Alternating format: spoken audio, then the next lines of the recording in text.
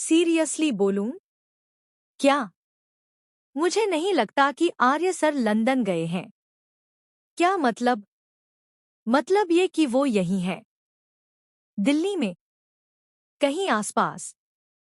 नील की ये बात सुनकर अनु कुछ पल के लिए बिल्कुल चुप हो जाती है। उसके चेहरे पर सवालों की बौछार है। अगर आर्यवर्धन लंदन नहीं गए, तो फिर वो कहाँ हैं? क्यों छुपे हुए हैं? और सबसे बड़ी बात, क्यों उन्होंने उससे कुछ नहीं कहा? नील की आंखों में चालाकी है। वो धीरे धीरे बोलता है, तुमसे दूर नहीं गए वो, अनु। बस तुम्हें कुछ नहीं बताना चाहते थे। जाने से पहले क्या उन्होंने तुम्हें कुछ कहा था?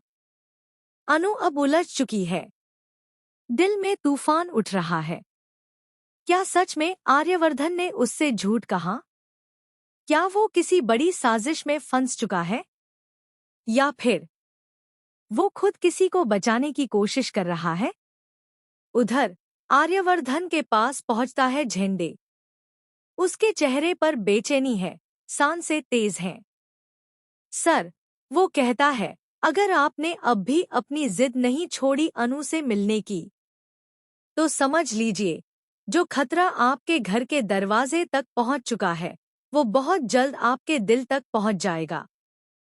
आर्यवर्धन के चेहरे का रंग उड़ जाता है।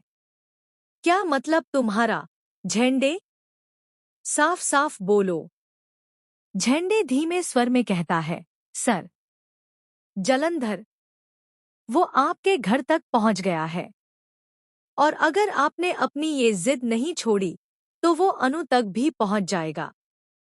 और जब वो अनु तक पहुंचेगा, तब नुकसान सिर्फ उसका नहीं होगा, आप भी टूट जाएंगे।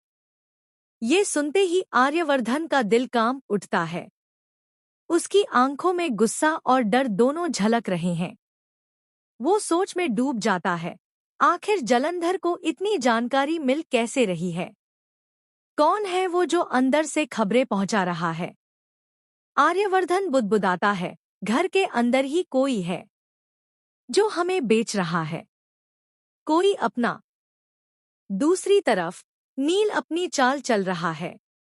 अनु के मन में शक के बीज बो रहा है। वो मुस्कुराते हुए कहता है, मुझे तो शुरू से पता था, आर्य सर ऐसे बिना बताए नहीं जा सकते। वो यही है, तुम्हारे करीब, बस तुमसे छुपे हुए। अनु अब उलझन के जाल में फंसती जा रही है। नील की बातें उसके दिल में उतर रही हैं। उसके मन में सवालों का तूफान उठता है। अगर वो यही है, तो मुझसे छुप क्यों रहे हैं? क्या वो किसी चीज से डरते हैं? धीरे धीरे उसका शक यकीन में बदलने लगता है। उसे लगता है कि कहीं न कहीं आर्यवर्धन उसे देख तो